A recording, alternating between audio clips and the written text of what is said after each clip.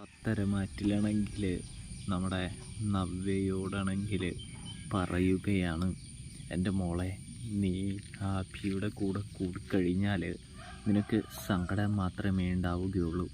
ഒരിക്കലും വിജയമൊന്നും ലഭിക്കാനായിട്ട് പോകുന്നില്ല.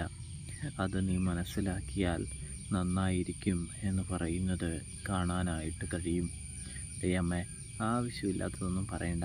അമ്മേൻ്റെ ജീവിതം കുളം തോണ്ടാനായിട്ട് നോക്കുന്നൊരു വ്യക്തിയല്ലേ എന്ന് പറയുമ്പോൾ, നീ അബി എന്ന ദുഷ്ടനെ കണ്ണും പൂട്ടി വിശ്വസിച്ചോളൂ, അതിലൊന്നും യാതൊരു പ്രശ്നമൊന്നുമില്ല എന്ന് കരുതി നീ അവനെ അധികം വിശ്വസിക്കുന്നതും പൊട്ടക്കുഴിയിലേക്ക് എടുത്ത് ചാടുന്നതും ഒരുപോലെയാണ് എന്ന് പറയുന്നത് കാണാനായിട്ട് സാധിക്കും.